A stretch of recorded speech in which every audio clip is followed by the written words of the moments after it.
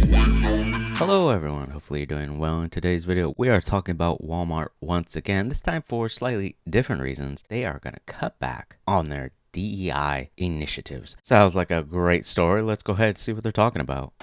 Walmart is ending its diversity, equity, and inclusion initiatives. Walmart confirmed on Monday it would no longer consider race and gender to boost diversity when granting supplier contracts. The retail giant will also curb racial equity training for staff and review its support for Pride events. The changes were made public after an anti-DEI activist named Robbie Starbuck threatened to expose Walmart. Starbuck wrote on X, "Massive news, Walmart is ending their woke policies. I can now exclusively tell you what's changing and how it happened. Last week I told execs at Walmart that I was doing a story on wokeness there. Instead, we had productive conversations to find solutions." Starbuck added, "Below are the changes Walmart committed to. I have to give their executives major credit because this will send shockwaves throughout corporate America. This is the biggest win yet for our movement to end wokeness in corporate America." That's the other anti-woke Robbie out there. Walmart joined an array of companies including Ford, John Deere, Harley-Davidson, Boeing Company, to name a few, to pull their DEI programs. Walmart released a statement saying, "We've been on a journey and no, we aren't perfect, but every decision comes from a place of wanting to foster a sense of belonging, to open doors to opportunities for all our associates, customers and suppliers, and to be a Walmart for everyone." Ooh, I wonder what was going to be exposed in that article about their wokeness. I mean, it's probably the same thing we've seen at other companies, probably just hiring people who are unqualified, lots of mistakes. Maybe even on Walmart's part, they internally wanted to kind of get rid of it. That's why they kind of turned around so quickly and said these things. Yeah, they should be hiring people who just have the experience, who have the means and capability to do whatever job it is. I mean, it's a little bit different down when they're, you're hiring for like cashiers on the floor. But if you're as you rise through the ranks here, you want more competent people to be doing things because they have the experience, the knowledge, and wherewithal to do that. Not simply because, man, it looks like we got to get a black person, we got to get a Mexican in here. We only got 2 applicants. Who are they? Well, they don't really have the experience, they don't have the knowledge. Screw it. Okay, you're hired. Like, that type of crap is the thing the Republicans usually get on. It's just because you have to, and because companies have these particular policies and quotas stalled within the company. That's why they start to wonder, like, are you even capable of doing this? Right? It's different if you had a job that just didn't have anything like that, just hired basically on merits and how good you can do the job. I don't think anyone would really question it that much. This move by Walmart did attract some social media reactions. Christopher Rufo of City Journal, writing on X, "Walmart is backing down from DEI and shuttering its Center for Racial Equity. This is another huge win." Tiffany Fong wrote on X, "Walmart is cutting back its DEI programs and preventing sellers from listing some LGBTQ-themed items on its website. Can't wait for this woke, SHIT, to be over." And Elon Musk also chimed in, as he often does, "The tide has turned." Joining us now to discuss is GOP strategist Malik Abdul. Yep, I do feel like we're kind of starting to get to that point where just overall America is kind of done with this bullshit. Just like, okay, fine, do what you want to do. No one really cares at that extent, but they're going to start drawing the line when it comes to kids, and that's where, everyone and most of the arguing starts to take place. Companies should have learned a long time ago that to cater to such a small minority is bad for your business. It ain't going to bring you money. Some of the companies that they listed, like how many trans people are out there supporting? I think it was John Deere and Harley Davidson, right? I'm sure there's some, but are you all going to make business decisions based on that population that supports you that's trans? Like, you guys are really going to do that? How about you just make a product that everyone can use and leave the gender and sexuality bullshit out of it? Like, everyone should be doing that. You should just be making clothes that are nice clothes. Maybe if you want to put some animals on there, that's fine.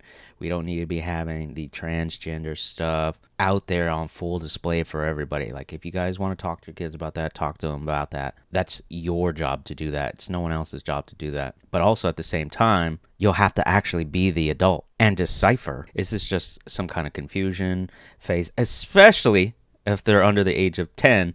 These whack jobs out here with their 3-year-old saying I'm a girl when they're a boy, that's crazy, okay? That's different from maybe your 17-year-old, your 16-year-old saying something.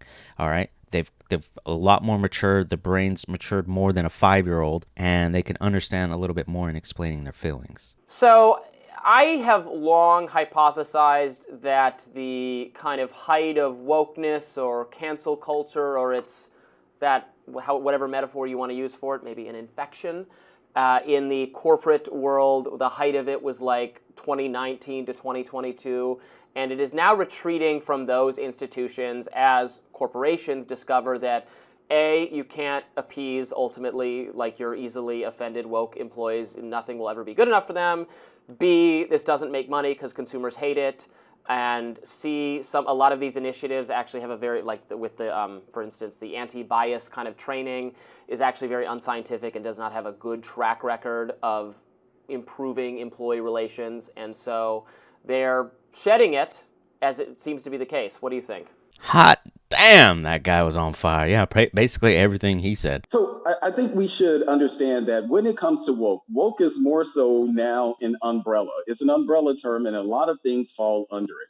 There are things that companies, organizations, and governments have done for years around diversity, equity, and inclusion, but some of those things have been maybe around recruitment efforts. So you may have a place like a Lockheed Martin who understand a certain community, whether that's in indigenous community or in places in urban centers where they specifically target those individuals, and the majority of them may be minority. Those are those efforts.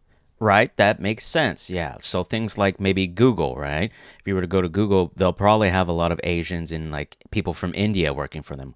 Why? Oh, because a lot of them want to do tech, they're into software, they're into tech support, things like that. So while they may be grabbing those types of minorities, I would hope for Google, they're kind of qualified. They know what they're talking about. They're able to code things, right? They're not just all accepting white people. Now there might be black people, Hispanics, and people of other races there as well, but are they there because they're actually able to complete something? So if I were to give an Indian coder and a black coder the same project with the same time frame for the same thing to be completed, would they both be able to complete it within that time lot? Or would the black guy need like another 2 4 hours? Maybe he'll have to do some other things to try to figure it out.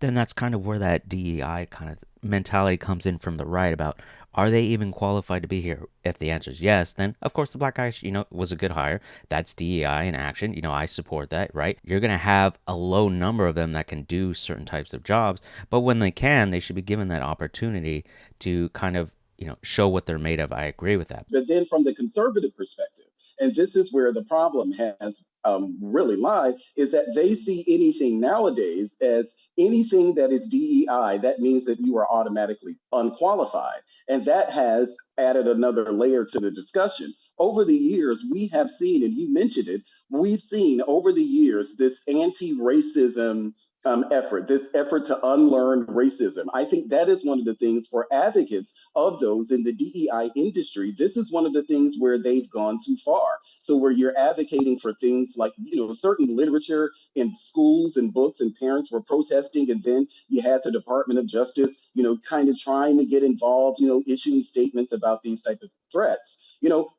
That changes the entire dynamic. So I think when it comes to DEI, we've seen even over the past 4 years, from 2020, where you had organizations install, hiring, black executives, and this push for say their names. You're wearing Breonna Taylor's name on your back. All of these things happen, and within a span of 4 years. To your point, when it comes to those type of anti-racism efforts, we've seen that there is no empirical evidence to show that actually does anything for the actual company, and it seems as if we're here now.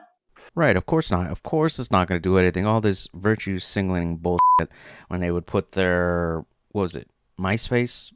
One of not MySpace, Facebook. They put the little black square or black circle. I was like, what is this bullshit? Like, that's going to do anything for anyone. It's not. Just a bunch of people who just want to feel good about themselves.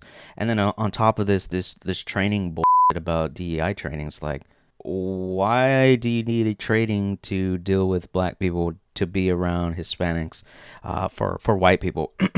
Why not just have proper workplace etiquette? Hey, address each other with some respect. How about that? Y'all are there to work for the company.